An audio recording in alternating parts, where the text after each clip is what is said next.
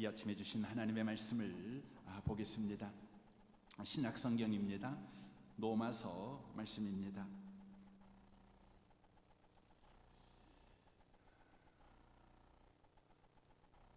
로마서 4장입니다.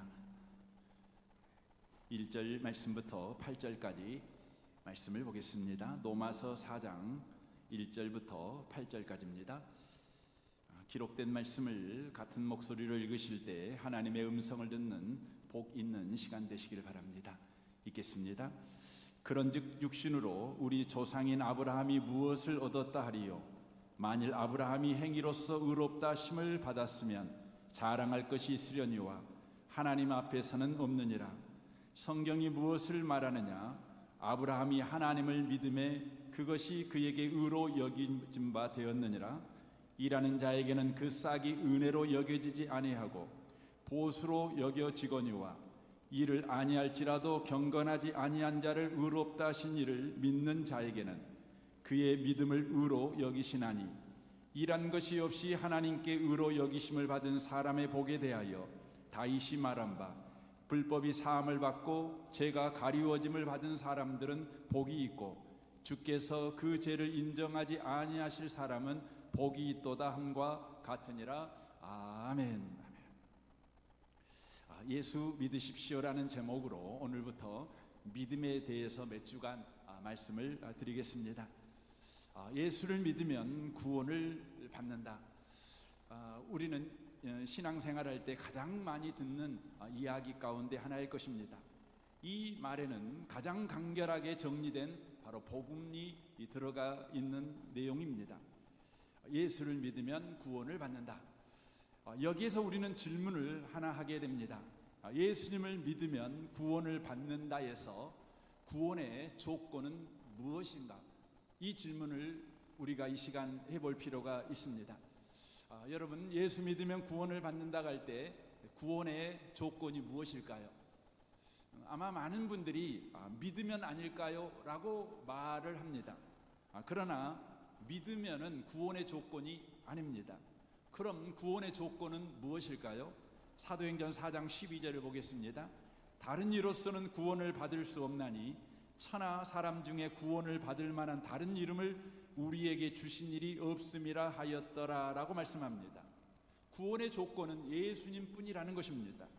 구원의 조건은 믿음이 아니라 오직 예수님 뿐이라는 것이지요. 하나님은 우리에게 구원 얻을 만한 다른 조건을 주신 적도 없고 다른 조건을 요구한 적도 없다는 것입니다.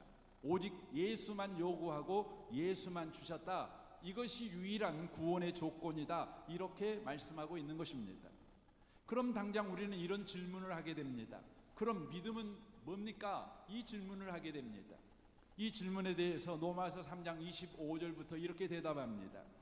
이 예수를 하나님이 그의 피로써 믿음으로 말미암은 화목 제물로 세우셨으니 이는 하나님께서 길이 참으시는 중에 전에 지은 죄를 관가하심으로 자기의 의로우심을 나타내려 하심이니 곧 이때에 자기의 의로우심을 나타내사 자기도 의로우시며 또한 예수 믿는 자를 의롭다 하려 하심이라 라고 말씀합니다.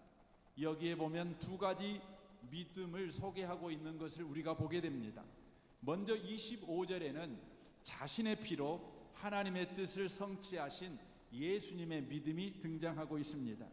예수님이 믿음으로 화목 제물이 되셨다는 이야기입니다. 그리고 26절에서는 이 예수님의 믿음이 만들어낸 사람의 의로움이 바로 예수 믿는 자의 믿음이라고 말씀하고 있습니다. 다시 말하면 예수님의 믿음이 우리의 믿음을 만들어내었다 이렇게 말씀합니다.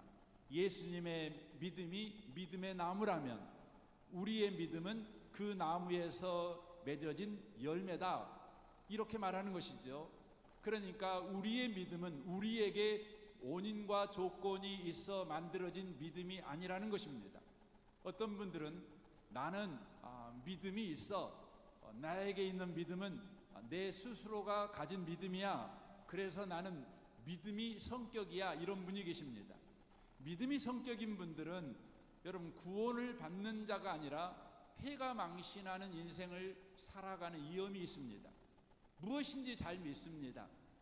우리 옛날에 아버지들이 집에 들어올 때 시내버스에서 산 가짜 시계를 들고 오는 경우도 있지요.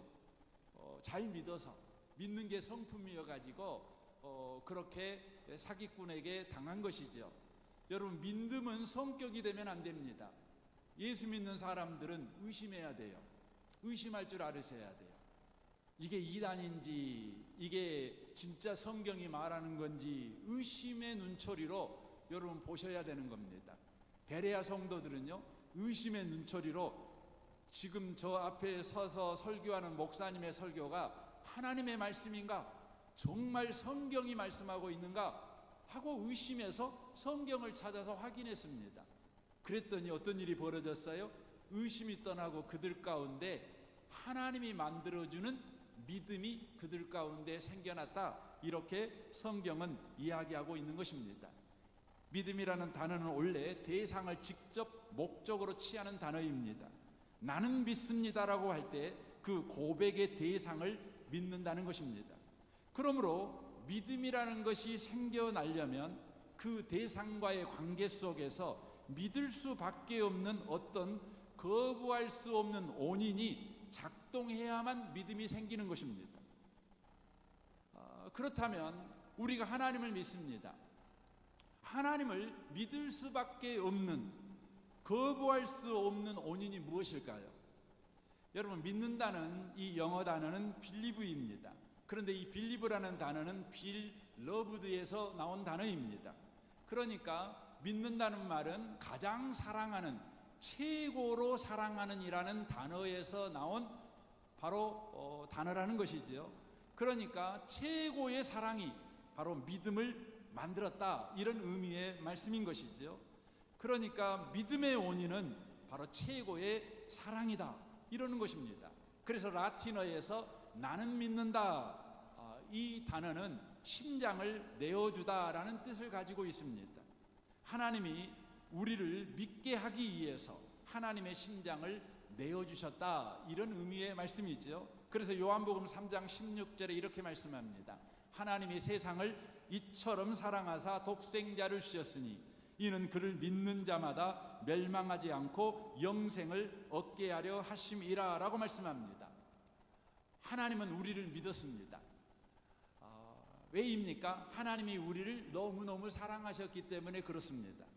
하나님의 사랑이 바로 우리를 믿게 만든 것입니다. 그리하여 하나님은 우리에게 하나님의 심장을 내어주셨습니다. 하나님의 심장이 누구일까요? 예수 그리스도시죠. 우리는 하나님의 심장인 예수 그리스도를 받아 우리의 심장으로 이식하여 살게 되었습니다. 이것이 믿음의 삶입니다. 이것이 영생입니다. 영생은 영원히 사는 것보다 더 큰 의미를 가지고 있는데, 영원히 믿음의 관계로 살아간다는 것을 의미하는 것입니다.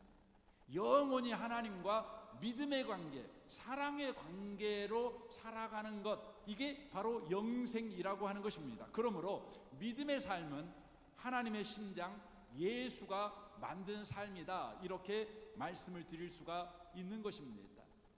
그래서 여러분, 우리가 예수님을 믿는 결단과 각오로 구원을 받은 것이 아니에요. 바로 예수님이 우리 가운데 들어오셔서 우리로 하나님의 사랑을 확증해 주시니, 그 하나님의 사랑, 하나님의 심장을 받은 우리에게 바로 믿음이 생겨난 거예요. 믿음이 생겨난 것이에요. 그 예시로 오늘 본문은 아브라함을 소개합니다. 1절입니다. 그런즉 육신으로 우리 조상인 아브라함이 무엇을 얻었다 하리요? 라고 되어 있습니다. 여기에 육신으로 우리 조상인 아브라함이라고 되어 있는데, 육신이라는 것은 아브라함이 수고하고 헌신한 모든 행위를 의미하는 것입니다.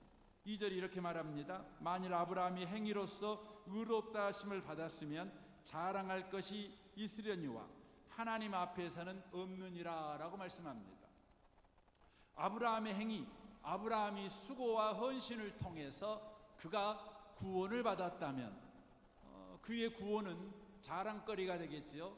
하지만 그가 수고하고 헌신하여 믿음이라는 것을 자기가 만들어서 예수를 믿음으로 그에게 허락된 구원이 아니라는 것이에요. 그래서 3절이 이렇게 말씀합니다. 성경이 무엇을 말하느냐? 아브라함이 하나님을 믿음에 그것이 그에게 의로 여겨진 바 되었느니라. 오해하여 익혀질 수 있는 성경입니다. 그러니까 3절을 그냥 우리가 막 보면 아브라함이 믿음을 가지고 있으니까 하나님이 아브라함의 믿음을 조건으로 하여 아브라함을 의로운 자라 여겼다, 이렇게 읽혀집니다. 그러나 3절을 바르게 읽으려면 1절과 2절의 연장선상에서 3절이 있다는 것을 여러분이 알고 읽으셔야 됩니다. 3절도 그러므로 1절과 2절과 마찬가지로 아브라함에게는 스스로 의로운 자라고 인정받을 만한 자격과 원인과 조건이 없었다는 이야기를 하고 있는 것입니다. 그래서 여기에 아브라함이 믿음에라고 하는 그 믿음은 아브라함에게는 스스로 의로운 자라고 인정받을 만한 자격과 조건과 원인이 없었다라는 의미에서 믿음에라는 단어가 쓰여지고 있는 것입니다. 그러니까 믿음에는 아브라함이 가지고 있는 구원의 조건을 말하고 있는 것이 아니라 아브라함에게는 구원받을 조건이 없었다, 이것의 표현이 아브라함이 하나님을 믿음에라는 단어라는 것입니다. 그래서 4절 5절이 이렇게 이야기하는 것입니다. 일하는 자에게는 그 싹이 은혜로 여겨지지 아니하고 보수로 여겨지거니와 일을 아니할지라도 경건치 아니한 자를 의롭다 하시는 이를 믿는 자에게는 그의 믿음을 의로 여기시나니라고 되어 있습니다. 여러분, 월급은 노동의 대가입니다. 노동하지 않으면 월급을 줄 수가 없지요. 무노동 무임금 원칙 아니겠습니까? 노동이라는 원인이 있으니 월급이라는 결과가 만들어지는 것입니다. 그런데 원인이 없는데 결과가 주어져 버린 것입니다. 콩을 심지 않았는데 콩이 난 것입니다. 일하지 않았는데 보수가 주어진 것입니다.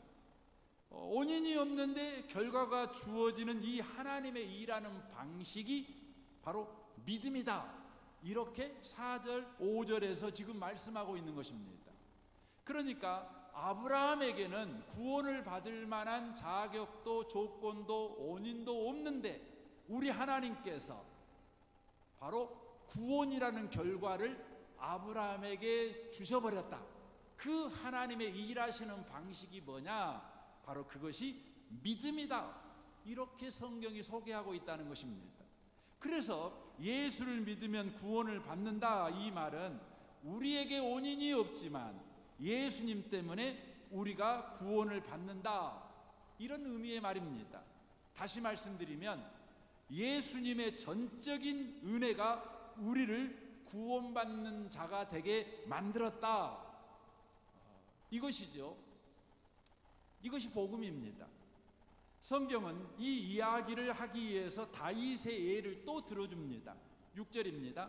일하는 것이 없이 하나님께 의로 여기심을 받는 사람의 복에 대하여 다윗이 말한 바, 불법이 사함을 받고 죄가 가리워짐을 받은 사람들은 복이 있고 주께서 그 죄를 인정하지 아니하실 사람은 복이 있도다 함과 같으니라 라고 말씀합니다. 다윗은 범죄했습니다. 여러분과 제가 잘 알고 있는 바로 흉측한 죄, 말로 다 담을 수 없는 그런 흉악한 죄를 다윗이 저질렀습니다. 다윗은 그런데 놀랍게 그 죄에서 사함을 받았습니다. 그러면 그 흉악한 죄를 범한 다윗이 거기에서 사함을 받는 방법,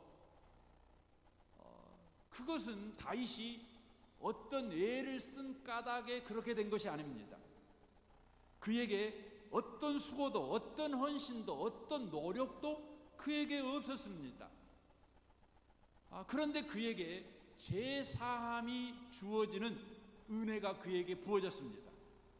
죄 범죄한 다윗이 정결케 되어버렸습니다.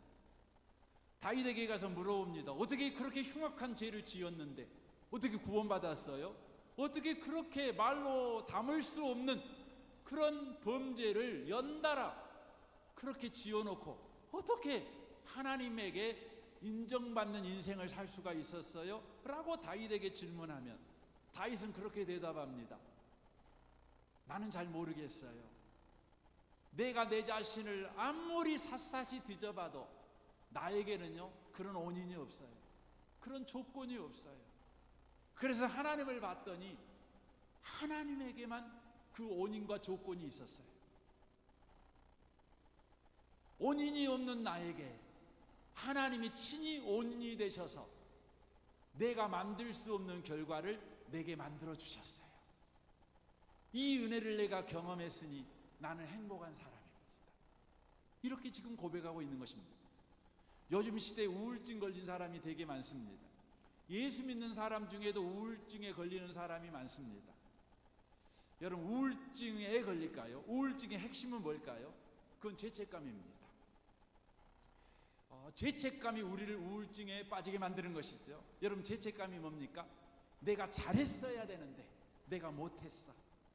내가 그때 정신 똑바로 차렸어야 되는데 그때 내가 뭔 정신으로 살았는지 모르겠어. 그거죠. 자기의 과거를 후회하는 거예요. 자기의 행동을 후회하는 거예요. 자기의 행동 때문에, 자기의 못난 때문에 현재의 결과가 주어졌다는 생각이죠. 그러니까 내가 원인을 제공해서 내 인생이 이런 결과의 인생을 살게 되었다. 이 생각이 바로 우리 마음을 사로잡는 게 죄책감이에요. 이것이 우리 인생을 우울하게 만드는 겁니다.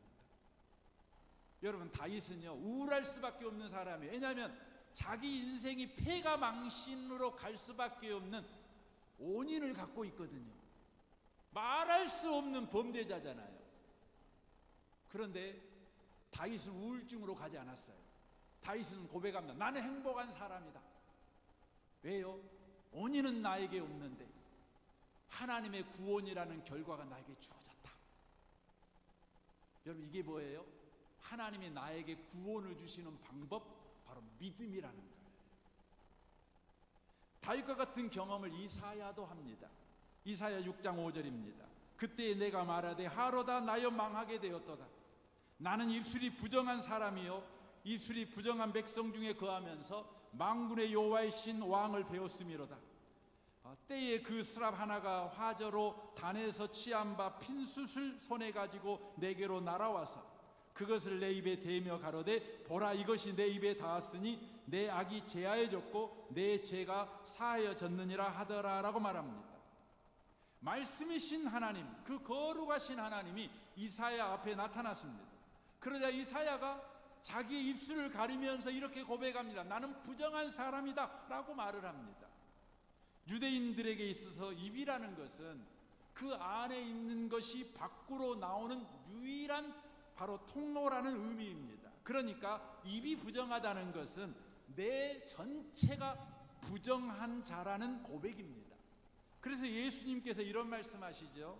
마태복음 15장 18절입니다. 입에서 나오는 것들은 마음에서 나오나니 이것이야말로 사람을 더럽게 하느니라. 이것이 성경이 말하는 입에 대해서 갖는 개념입니다. 그러니까 이사야는 영광스러우신 하나님, 말씀이신 하나님이 그 앞에 나타나자 내가 지금까지 잘 살았는 줄 알았는데 하나님의 말씀 앞에 비추어 보니 이거 뭐야? 나 부정한 사람이구나. 아이고 하로다, 나는 망하게 되었구나. 이렇게 절구합니다. 여러분, 하로다 나여 망하게 되었도다, 이 말은 어디에서 쓰는 단어이냐면 지옥 앞에서 지옥에 들어갈 자들이 큰일 났네, 나 이제 지옥에 들어가네 라는 바로 공포의 절규, 공포의 비명이 하로다, 나는 망하게 되었도다, 이 고백입니다. 그러니까 영광스러운 하나님 앞에 말씀으로 찾아오신 하나님을 배웠을 때 이사야는 자기 자신은 지옥에 들어갈 수밖에 없는, 아니 지옥이 자기 앞에 입을 쫙 벌리고 있는 바로 긴급한 상황, 급박한 상황에 처해 있는 자기 자신을 보게 됩니다. 보게 됩니다. 그래서 그런 비명을 지르는 것이죠. 여러분들이 인생을 살아갈 때 이런 비명 지를 때 있지 않습니까? 그런데요, 놀라운 건 갑자기 이런 비명을 지를 수밖에 없는 범죄한 이사야가 갑자기 정결하게 돼버립니다. 갑자기 거룩한 사람이 돼버려요. 여러분, 부정한 것이 순식간에 정결하게 돼버립니다. 어떻게 된 것입니까? 이사야가 갑자기 회개한 것입니까? 아니에요. 이사야가 갑자기 하나님의 마음에 맞게 하나님의 말씀에 순종하는 사람으로 갑자기 바뀌어버렸습니까? 여러분, 그런 게 아닙니다. 갑자기 부정한 자가 거룩하게 된 것은 하나님께서 제단에서 술을 가져다가 이사야의 입술을 대니까 즉시 정결해져 버렸어요. 그것으로 부정함은 끝이 나버리고 정결함이 임하게 된 것입니다. 이사야에게는 정결하게 될 만한 원인이 없었어요. 그런데 정결하게 되는 결과가 주어지게 된 것이죠. 오직 하나님에게만 원인이 있는 방법으로 이사야를 정결하게 만들어버린 것입니다. 이것이 뭐예요? 믿음이에요. 이게 믿음이에요. 그래서 성경은 우리의 구원을 이렇게 소개합니다. 고린도후서 5장 17절입니다. 그런즉 누구든지 그리스도 안에 있으면 새로운 피조물이라 이전 것은 지나갔으니 보라 새 것이 되었도다 라고 되어 있습니다. 누구든지 그리스도 안에 있으면, 그리스도 안에 있다는 말은 그리스도의 통치를 받는 자는, 이런 의미의 말이에요. 그리스도의 통치를 받게 되면 이전 것이 지나가 버리고 순식간에 내가 새 것이 돼 버려요. 새로운 피조물이 돼 버리는 것이죠. 이게 뭐예요? 구원이지요. 이 구원이 어떤 방식으로 일어났지요? 원인이 없는 나에게 결과가 주어졌어요. 하나님께서 내 인생의 결과를 만들어줘 버린 거지요. 이게 뭡니까? 믿음이라고 하는 것이지요. 새로운 피조물이 돼버린 거, 이게 구원인데, 새로운 피조물이 되었다는 이 단어를 요한복음식으로 표현하면 거듭났다라고 표현할 수 있습니다. 거듭났다는 것은 하늘로부터 나았다라는 뜻입니다. 여러분, 하늘로부터 나면 즉시 완전해집니다. 왜냐하면 하늘의 것은 하늘에서 완성되어 내려오기 때문에 그렇습니다. 그래서 예수님께서 우리에게 기도를 가르쳐 주잖아요. 하늘에서 이룬 뜻이 이 땅에도 이루어지기를. 그렇지요? 하늘의 것이 내게 임했다는 건 뭐냐면 완성된 것이 내게 임했다는 거예요. 그러니까 저와 여러분에게 하늘의 것이 임했다는 것은 부정한 자가 서서히 거룩해진다, 이 말이 아니에요. 저와 여러분에게 하늘의 것이 임하면 즉시 저와 여러분은 거룩해지는 거예요. 참으로 놀랍지요. 그래서 여러분, 하늘의 것이 임하면 사람인 우리에게 원인과 조건을 요구할 필요가 없는 거예요. 왜냐하면 하늘의 것은 완전한 것이고 완성된 것이니까. 그래서 사람에게 원인이 없어요? 그러면 우리 하나님께서 너에게 원인이 없으니 너에게 구원을 줄 수가 없어, 이렇게 우리 하나님이 하나님의 구원을 미루거나 취소시키지 않습니다. 우리에게 원인이 없을지라도 하늘에 속한 것은 완전한 것이니 원인이 없는 우리에게 하나님께서 주고자 하는 구원을 우리에게 줘버리시는 것이지요. 그래서 예수 그리스도가 원인이 되어 순식간에 우리가 새로운 피조물이 되고 거듭난 자가 되고 하늘로부터 난 자가 되는 것이지요. 이렇게 만드는 방식이 뭐냐? 하나님의 방식이 바로 믿음이라고 하는 것입니다. 저와 여러분은 이 하나님의 믿음의 방식으로 우리가 구원받았음을 저와 여러분이 기억하셔야 돼요. 이것을 저와 여러분이 확인하고 알아가라고 예수 믿는 저와 여러분에게 허락한 구원이 즉시 저와 여러분을 천국으로 데려가지 않고 이 땅의 인생을 살게 만드시는 거예요. 그러니까 이 땅의 인생을 저와 여러분이 살아가게 하시는 하나님의 목적이 뭐냐면, 내가 너를 원인이 없는데 내가 너에게 결과를 줬어. 너는 하나님이 믿음이라는 방식으로 너에게 구원을 준 거야. 그것이 얼마나 놀라운 인생인가를 너 경험하며 살아, 알고 살아가 하시면서 우리에게 곧바로 천국으로 오지 않고 이 인생을 바로 살게 하신 것입니다. 이런 것과 똑같지요. 하나님께서 애굽의 종된 이스라엘 민족을 하나님께서 친히 원인이 없는 그들에게 구원이라는 결과를 주어 애굽에서 건져내셨습니다. 그리고는 그들을 가나안 땅으로 데려가십니다. 그런데 곧바로 데려가지 아니하시고 40년 동안 광야 생활을 하게 하셔요. 왜 광야 생활을 하게 할까요? 그 이유는 너희들이 믿음으로 구원받았어. 너희들이 원인이 있어서 구원받은 게 아니야. 너희들에게 믿음으로 구원이 임했어. 그러므로 너희 인생도 이제 믿음으로 살아가. 이걸 가르치려고 우리에게, 이 이스라엘 민족에게 40년 광야 생활을 시킨 것입니다. 그래서 신명기 8장 2절에 이렇게 말씀하죠. 내 하나님 여호와께서 이 40년 동안에 너를 광야길을 걷게 하신 것을 기억하라. 이는 너를 낮추시며 너를 시험하사 내 마음이 어떠한지 그 명령을 지키는지 지키지 않는지 알려 하심이라 라고 되어 있습니다. 무슨 말입니까? 우리가 노력하고 우리가 열심을 내면 우리 스스로 하나님의 말씀을 지킬 수 있는지 못 지킬 수 있는지 그것을 알게 하기 위해서 광야에 살게 하셨다, 이런 의미의 말입니다. 그러니까 우리가 하나님의 말씀을 지킬 때 나에게 노력하고 애쓰는 열심이라는 원인이 있다면 하나님의 말씀을 지킬 수 있는 거룩한 자가 될 수 있느냐 없느냐, 이것을 알아가라고 광야 40년을 살게 하셨다는 거죠.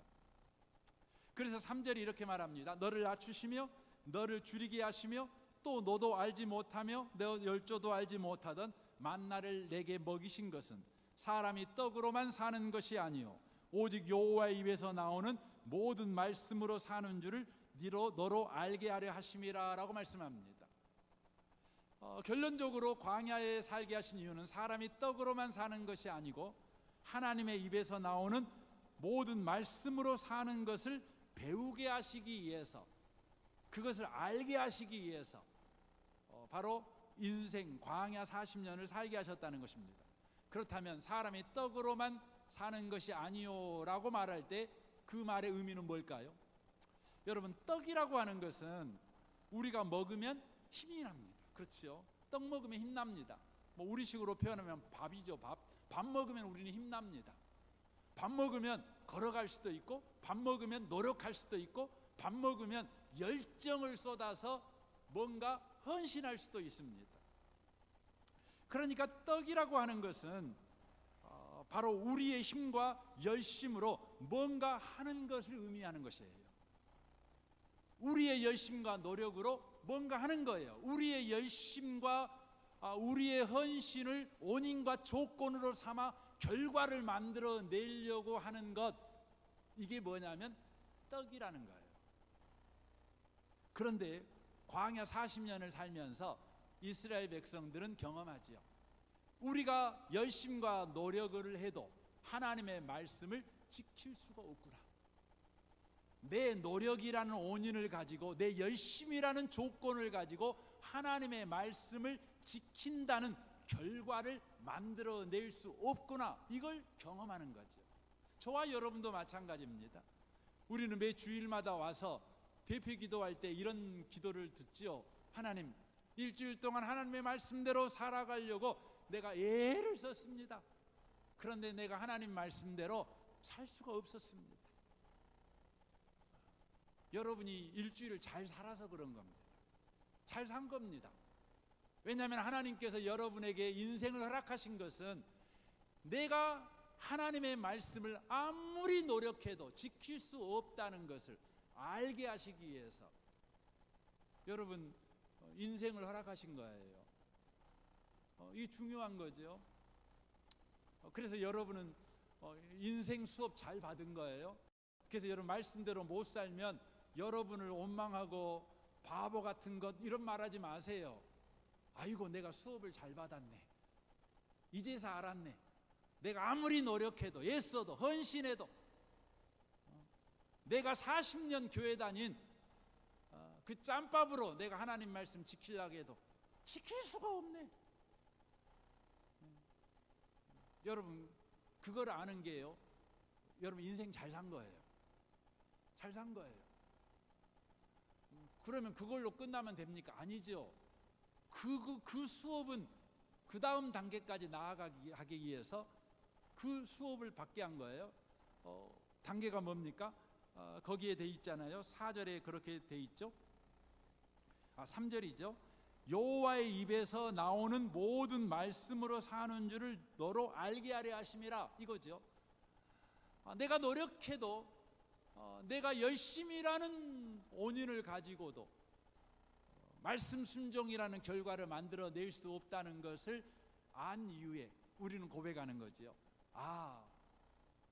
내가 어떻게 사느냐, 여호와의 입에서 나오는 모든 말씀으로 사는 거구나, 이걸 아는 거예요.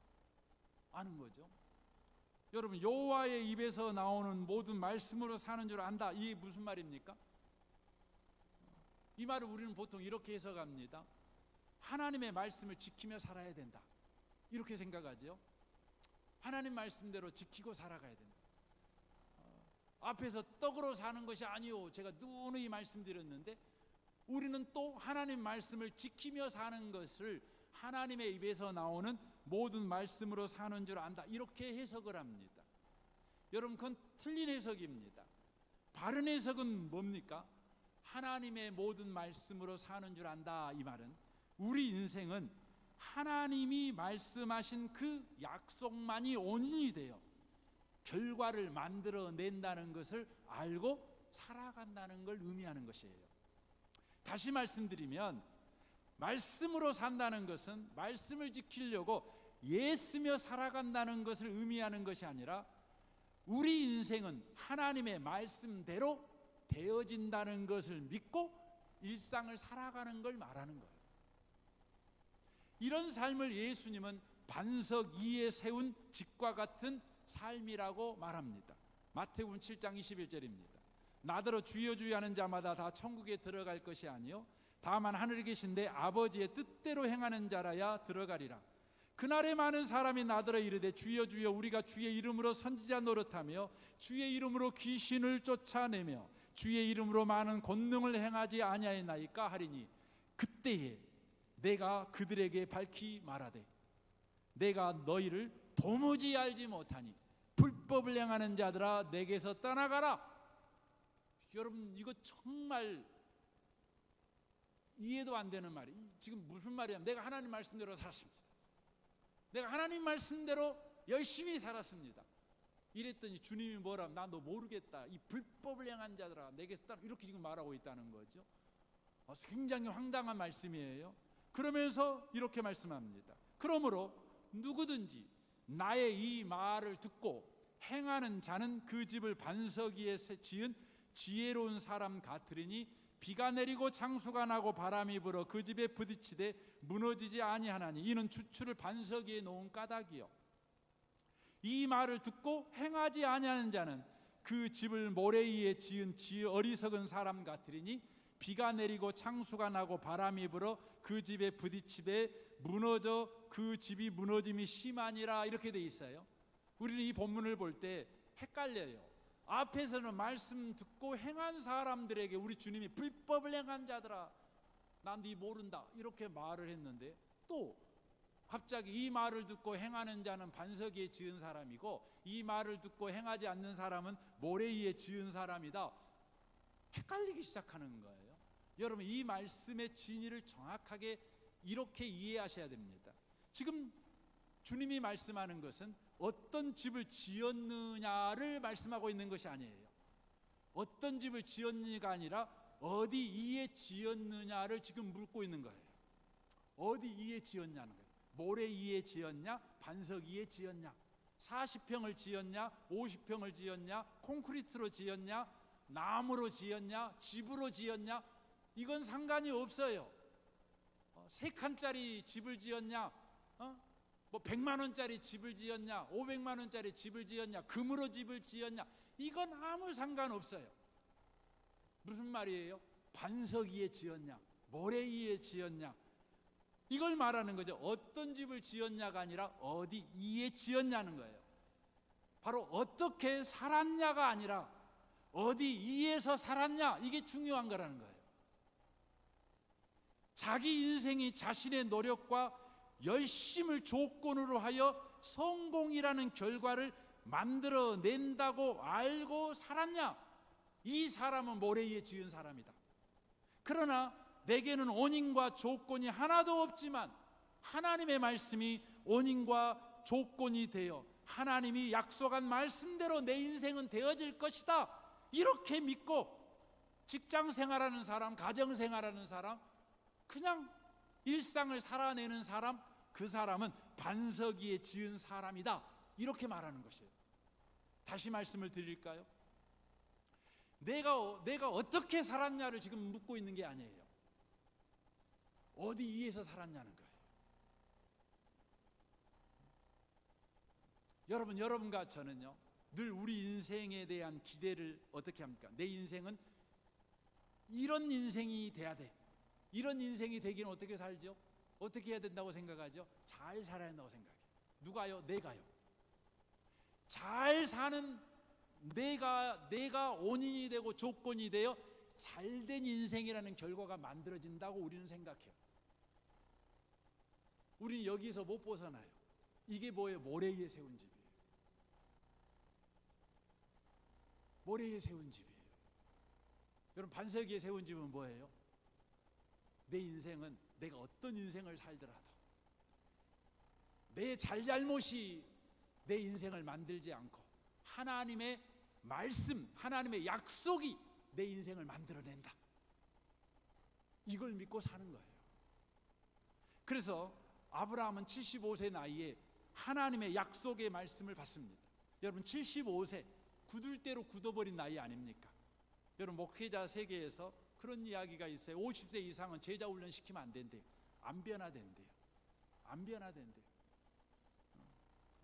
참 비극적인 소식이지만 여러분, 심리학적으로도 그래요. 나이 20 이상이 되면 절대 사람 안 바뀐대요. 왜냐하면 나이 20 이상 되면 사람이 콘크리트가 된대요. 대리석이 돼버린대요. 옆에 계신 분 한번 쳐다보세요. 대리석이시군요. 여러분, 대리석이. 그러니까 절대 바꿀 수 없는 거예요. 근데 75세 된 아브라함이요, 변해버렸어요. 하나님 말씀을 따라 살아갔어요. 여러분, 그 말이 무슨 의미의 말이죠? 이것을 오늘 본문 18절에서는 뭐라고 표현을 이렇게 말합니다. 아브라함이 바랄 수 없는 중에 바라고 믿었으니 라고 돼 있어요. 바랄 수 없는 중에 바라는 믿음을 그가 가지고 있었다는 거예요. 이 말이 무슨 말입니까? 바랄 수 없는 중에 바라는 믿음, 이게 뭡니까? 하나님의 말씀이 아브라함에게 확 들어오자요, 자신에게는 자격이 없음에도 불구하고 하나님의 약속이 원인이 되어 결과를 만들어낸다는 소망을 갖게 되었다는 거예요. 그러니까 하나님의 말씀이 들어오자 75세인 자기의 나이를 볼 때, 자기의 형편을 볼 때는 결코 하나님이 말씀하신 결과가 나를 통해서는 만들어질 수 없는 거예요. 그런데요, 아브라함은 내 원인을 보지 않고 하나님만 봤어요. 그랬더니요, 하나님 말씀 따라간 거예요. 이 말은 하나님의 말씀이 내 인생을 만든다는 걸 믿었다는 거예요. 여러분, 우리 하나님께서요, 믿음으로 여러분과 저를 구원하시고 저와 여러분이 믿음으로 살기를 원해요. 믿음은 뭐예요? 원인이 없는데 결과가 만들어지는 하나님의 방식이에요. 그래서 여러분과 저의 인생도 원인이 없는데 결과가 만들어지는 하나님의 방식을 쫓아 살아가라는 거예요. 원인 만들려고 하지 말고, 조건 만들려고 하지 말고 결과를 만들어내시는 그 하나님을 쫓아가라는 거예요.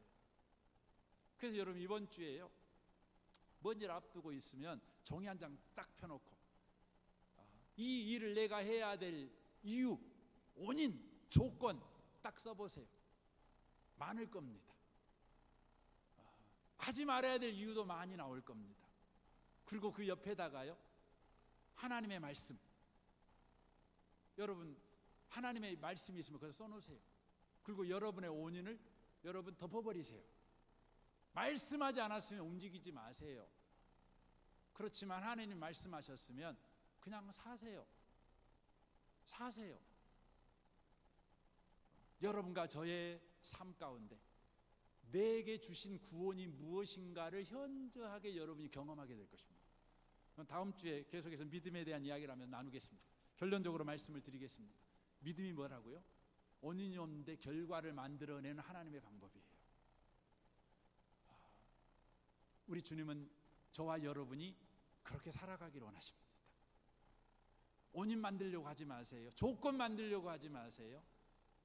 하나님의 말씀이 결과를 만들어낸다. 믿고 하나님의 말씀 위에서 직장생활, 가정생활, 여러분의 범사를 사시길 바랍니다.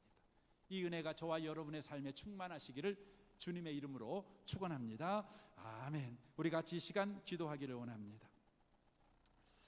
오늘 말씀을